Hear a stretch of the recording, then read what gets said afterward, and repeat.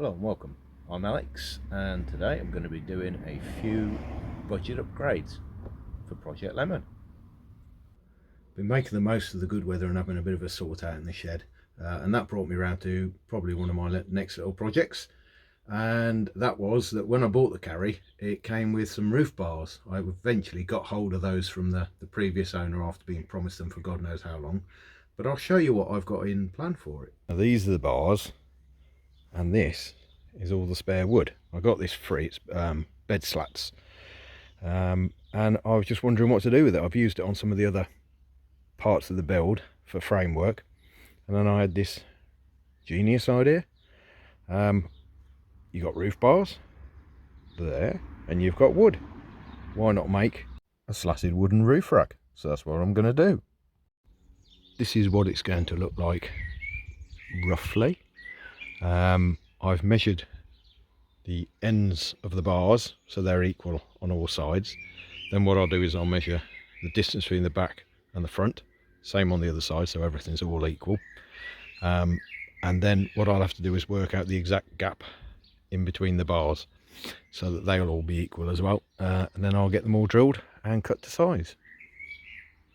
Come to a little bit of a standstill until I can get out and buy some new bolts. The overhang is 2 inches either side, with the distance being 36 inches from end to end. What I've done is pretty much self-explanatory, is drilled through, bolted them in, and these battens here are the perfect width for the gap in between there and there. So I've fitted 3 panels to keep it in place, so then all I've got to do is make sure that every other panel has a gap of that much. So the thing I'm going to do on now is get on with drilling the holes in the ends. The slats have now had 3 coats of varnish either side. I'm going to leave those to fully harden off for probably about 24 hours.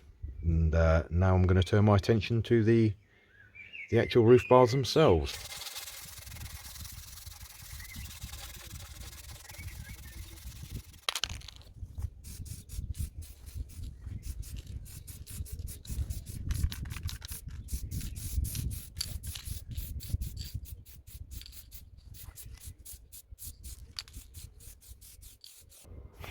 Before I even contemplate putting those roof bars back on, this van definitely needs a clean.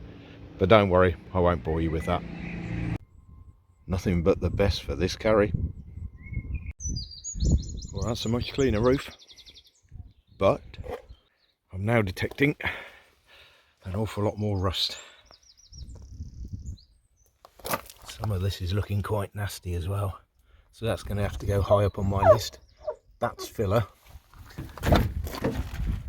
And all this goes back to when it had its original write-off. All this needs to be taken right back, all the filler gone out, cleaned up, treated, and hope for the best. Most smart people would have found the halfway point between the bars, drawn a line, and then drilled the hole. But as you can see with my wonky holes, I haven't been very smart on this one.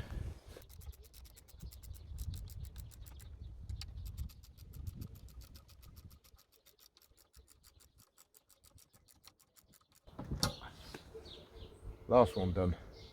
Now that the main part is pretty much all done, I can turn my attention to the brackets. So there's absolutely no way I'm sticking those back on. The bolts are rusted, nuts are rusted. Luckily, seeing as I bought a lot of these dome type bolts, M6, they obviously have the square recess or the square hole, so they fit in there perfect. So what I'm going to do is once it's all cleaned up and done, I'm just going to replace these.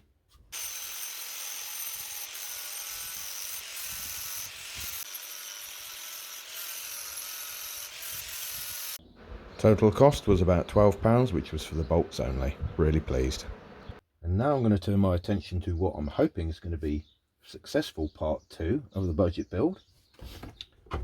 This is a sort of a a centre console, an armrest from the MGF sports car. This came with a couple of other things with the seats that I bought, so it's cost me nothing. And I've been trying to resolve a problem with Suzuki carriers, which is they don't have cup holders. This folds down to be a cup holder, like so. Now, this got me thinking, take it apart, which I promptly did. Get rid of that bit, and then what you're left with is that. Now, how can I turn this into a Suzuki carry cup holder? There's got to be a way for it. Watch and see. Okay, so my two thoughts of how to do this were, first of all, fit it down there,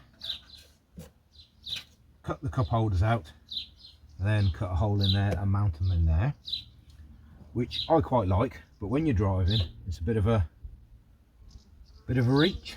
The other option was going to be cut this down so that it mounts higher up, so that this would in fact be there and this would be down on that level there, which I'm thinking is a bit better, because that's then going to take the cup holder to about that level. Whether it'll work with two cups, I don't know because of this, but it's worth a try, surely. So this is where I'm at with a cardboard template instead of the actual armrest itself. I've cut the insert out, and this is a large cup. I mean, it is very, very accessible from there. And this is what it looks like from below, or from the side at least. So it's not going to fit a big cup in there, but I would say it will fit maybe a Costa or a Starbucks large one in there, because they'll probably just come up to about there then.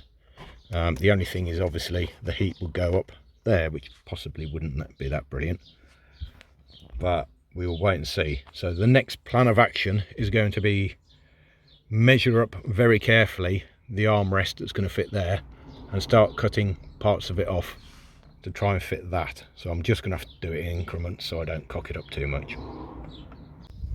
This is where I'm at with the drinks holder. That fits in really, really snugly now. As you can see, I've cut a hole for the drinks holders to go in, taken some of the backing off, and I've fitted a little bit of wood just so it latches onto the end, and I'm really pleased with that. Then I came up with a genius other idea. Why not make some storage underneath? So this is the plan so far. Obviously this is the box that's not yet finished.